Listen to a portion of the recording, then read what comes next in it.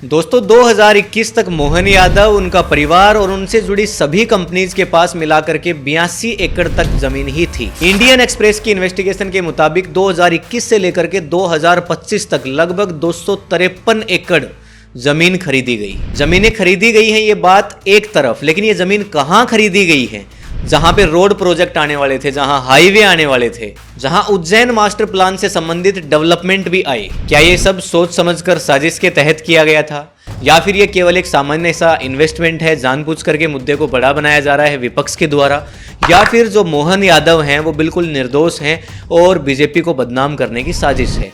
इस वीडियो को पूरा जरूर देखिएगा, डिटेल से चर्चा करेंगे सभी चीजों के ऊपर।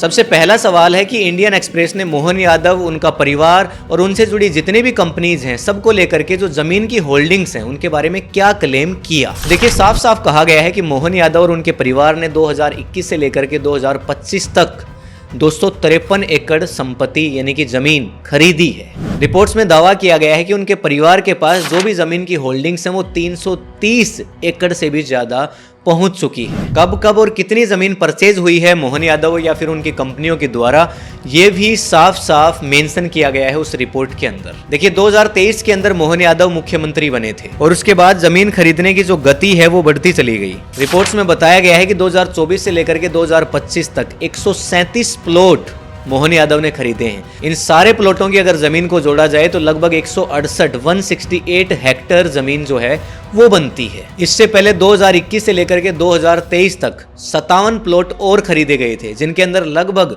85 हेक्टेयर जमीन और बनती है। और ये सारी चीजें बीजेपी को बदनाम करने के लिए मैं अपने पास से नहीं कह रहा हूं, ये सब चीजें उसी रिपोर्ट के अंदर है। अब आप लोग कहेंगे कि जमीन खरीदना गुनाह कब से हो गया? पूरी दुनिया ही जमीन खरीदती है, आप लोग भी खरीदते होंगे, लेकिन फिर इसमें आरोप क्या है वो भी सुनिए। जितनी भी जमीनें खरीदी हैं वो इस तरह के इलाकों में खरीदी हैं जहां से रोड होकर के गुजरने वाले हैं। सोचिए, आपको ये पता चल जाए कि आपके गांव में, आपके कस्बे में या शहर में हाईवे कहां से गुजरेगा, वो भी 1 साल पहले, तो आप सोचिए कितने पैसे में खेलेंगे उसके बाद, क्योंकि आपने तो इतनी सारी जमीन खरीद ली वहां। और जब बात खुद मुख्यमंत्री की है तो फिर ये तो कह ही नहीं सकते कि जी पता ही नहीं था प्रोजेक्ट कौन सा कहां से गुजरने वाला है।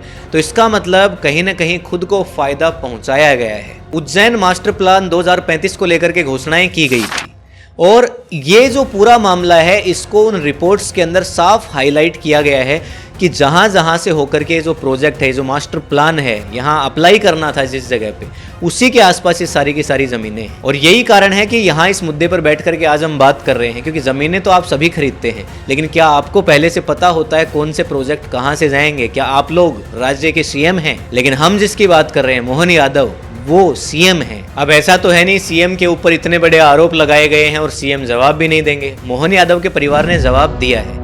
क्या जवाब दिया है ये भी सुनिए। उनके परिवार के प्रतिनिधि कह रहे हैं कि जी हम तो 2010 से रियल एस्टेट के बिजनेस में हैं और अब आप अचानक से इन सारी चीज़ों को राजनीति से जोड़ करके मत देखिए। ज़मीनें खरीदना, बेचना, ये सब हमारे पारिवारिक धंधे का हिस्सा है। इसका मतलब क्या एक सीएम अपने परिवार को फायदा नहीं पहुंचा सकता? सिर्फ सवाल है, हम नहीं कह रहे कि पहुंचाया है। ये तो इंडियन एक्सप्रेस की जो रिपोर्ट है वो कह रही है। गोविंद यादव के बेटे अनंत यादव ने कहा है कि भाई किसी भी परिवार के अंदर कोई सदस्य मुख्यमंत्री बन जाता है, इसका मतलब ये नहीं है कि उस परिवार के अन्य जितने भी सदस्य हैं उनको धंधा बंद कर देना चाहिए। मोहन यादव के परिवार ने तो यहाँ तक कहा है कि जितनी भी जमीनें हमने खरीदी हैं वो सारी की सारी जमीनें कानूनी प्रक्रिया के हिसाब से खरीदी गई हैं। तो क्या आप लोग ये मानने को तैयार हो कि सीएम के परिवार के लोग इतने नासमझ हैं कि उनको ये पता ही नहीं है कि कानूनी प्रक्रिया क्या है और हमें ज़मीनों को कैसे खरीदना चाहिए ताकि भविष्य में जितनी भी मुसीबतें आएंगी उनसे बचा जा सके? सुनकर के थोड़ा अजीब लगता है ना कि उज्जैन मास्टर प्लान 2035 से क्या संबंध है इस मामले का? तो देखिए, सरकार की 2035 तक उज्जैन को एक बड़ा हब बनाने की तैयारी है। हब किसका? शिक्षा का हब, बिजनेस का हब, नौकरी व्यवसाय देने वाला हब, यानी कि ओवरऑल डेवलपमेंट करना चाहते हैं वहां। इसके अंदर नए हाईवे होंगे, रोड वेडिंग प्रोजेक्ट है, corridor development, township project, connectivity expansion, ये सब चीजें शामिल हैं। आने वाले समय के लिए उज्जैन को बिल्कुल एकदम रिलीजियस और टूरिज्म पैलेस की तरह तैयार किया जा रहा है। और चूंकि घोषणाएं हो चुकी हैं तो बहुत सारे प्रोजेक्ट के ऊपर काम ऑलरेडी चल भी रहे हैं। अब जिन भी इलाकों के अंदर डेवलपमेंट प्रोजेक्ट, रोड कनेक्टिविटी या लैंड यूज चेंज का प्रपोजल सामने आया, उन्हीं इलाकों के अंदर भाई जमीन खरीद डाली। ये उस रिपोर्ट के अंदर दावा किया गया है। अब अगर ये पूरा मामला किसी भी तरह से सच बैठता है या इसके ऊपर पॉजिटिव रिपोर्ट्स आती हैं, जैसा कि उसमें आरोप लगाए गए हैं, तो फिर ये पता नहीं उज्जैन मास्टर प्लान 2035 है या फिर मोहन यादव मास्टर प्लान 2035 है।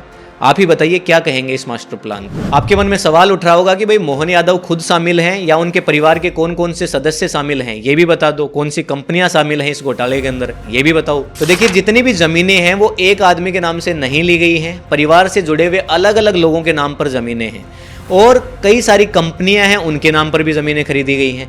अब ये तो बहुत बेसिक सी बात है कि भाई एक आदमी जिसके पास अकाउंट के अंदर 50, 60, 70 लाख रुपए हो जाते हैं, वो भी अपने परिवार के कई सारे मेंबर्स के नाम से अकाउंट खुलवा देता है। तो फिर यहाँ तो इतनी बड़ी ज़मीनें खरीदने का मामला था, कोई एक आदमी अपने नाम से कैसे खरीदता। मोहन यादव की पत्नी सीमा यादव, उनका बेटा वैभव, उनकी पुत्र वधू शालिनी, भाई नारायण यादव, दूसरा भाई नंदलाल यादव, भतीजा अभय यादव, कजिन भी हैं गोविंद यादव, नीलेश यादव और भी कई सारे नाम हैं। इनके नाम से जमीनें खरीदी गई हैं। अब आप बताइए परिवार में किसको छोड़ दिया? क्या ऐसे परिवार के सदस्य आप नहीं बनना चाहेंगे? नहीं, आप बताइए मुझे, क्या आपको अगर मौका मिले भविष्य में तो क्या आप मोहन यादव के परिवार के सदस्य बनना चाहेंगे? रिपोर्ट के अंदर जिन कंपनियों का नाम आया है वो भी सुनिए। श्री अन्नपूर्णा कंस्ट्रक्शन, श्री शिवानी बिल्डकॉन, सत्यम डेवलपर्स और कई सारी और भी संबंधित इंटाइटीज हैं, उनका भी उल्लेख दिया गया है। यहां तक कहा गया है कि पहले कंपनी के द्वारा जमीन खरीदी गई और बाद में उसको डेवलपमेंट प्रोजेक्ट के लिए इस्तेमाल में लिया गया। अब आप कहोगे कि आप बार बार रोड और हाईवे का जिक्र कर रहे हो, कोई 2-4 एग्जाम्पल बता दो कि भाई हाईवे के आसपास उन्होंने वो वाली जमीन खरीद ली। तो बिल्कुल सुनिए आप। रिपोर्ट के अंदर Ujjain Indore corridor, Ujjain Nagda road, Ujjain Dewas road, Ujjain Maksi road, Ujjain Badnawar road, इतने सारे कनेक्टिविटी प्रोजेक्ट्स का उल्लेख किया गया है। तो एक आध प्रोजेक्ट के अंदर तो कहीं ना कहीं सच्चाई होगी। 2023 के अंदर जहां जहां जमीनें खरीदी गई, बाद में आकर के वहां देखने को मिलता है कि गवर्नमेंट के प्रोजेक्ट आ गए। आप यकीन करोगे 168 एकड़ के अंदर से 111 एकड़ जमीन ऐसी है जहां आगे चल करके गवर्नमेंट के प्रोजेक्ट आए।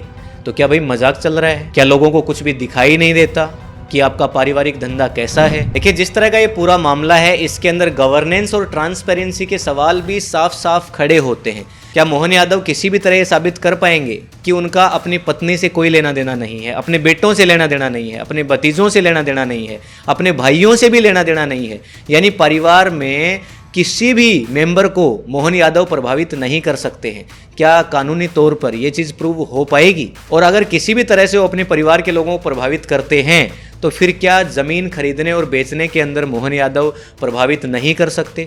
क्या वो अंदर की जानकारियां जुटा करके अपने परिवार के साथ साझा नहीं कर सकते? क्योंकि रिपोर्ट में तो साफ दावा किया गया है कि भाई जहां जहां पे इन्होंने ज़मीनें खरीदी, बाद में वहां गवर्नमेंट के प्रोजेक्ट आए। ये सारी चीज़ें सुनकर के आपको ये नहीं लगता कि किसी मूवी का थ्रिलर या किसी एक मूवी की स्क्रिप्ट चल रही हो? ये सब मूवीज में होता है, लेकिन जिस घोटाले की हम बात कर रहे हैं वो तो रियल है, सबके सामने है। अब एक बार इस पूरे मामले का ओवरव्यू आपको देता हूं कि भाई क्या क्या अब तक इस मामले में हो चुका है और क्या क्या होने की संभावना है। तो देखिए, सबसे पहले इंडियन एक्सप्रेस ने जो रिपोर्ट है वो प्रकाशित की। कांग्रेस ने अपनी तरफ से पॉलिटिकल अटैक किया, जवाब देने की मांग की कि भाई जवाब दीजिए। मोहन यादव ऑफिस ने, उनके परिवार ने साफ साफ कहा कि भाई आप इसको पॉलिटिकली जोड़ करके मत देखिए। बीजेपी ने भी साफ साफ आरोपों को रिजेक्ट करते हुए कहा कि बेसलेस आरोप हैं और जबरदस्ती इसको पॉलिटिक्स से जोड़ा जा रहा है। और फैमिली ने तो बिजनेस को लीगल और पुराना बता ही दिया है, जैसा कि मैंने पहले भी कहा। ईडी के द्वारा जो रेड की गई थी उसकी अभी तक कोई रिपोर्ट पब्लिश नहीं करी गई है। सीबीआई इंक्वायरी है उसको भी अनाउंस नहीं किया गया है। लोकायुक्त इंक्वायरी है उसकी भी किसी भी तरह की कोई भी रिपोर्ट अभी तक पब्लिश नहीं हुई है। जुडिशियल कमीशन भी अनाउंस नहीं हुआ और मोहन यादव का रेजिग्नेशन भी अभी तक नहीं हुआ है। ना ही इस तरह की कोई भी पब्लिक रिपोर्ट सामने आई कि आने वाले समय के अंदर सीएम अपना पद छोड़ सकते हैं, ऐसा भी कुछ नहीं है। तो अगर कुल मिलाकर के मैं आपसे कहूं तो जांच चल रही है। ये कोई दिल्ली के सीएम अरविंद केजरीवाल तो है नहीं कि भाई आप उठाइए और इनको सीधे जेल में डाल दीजिए।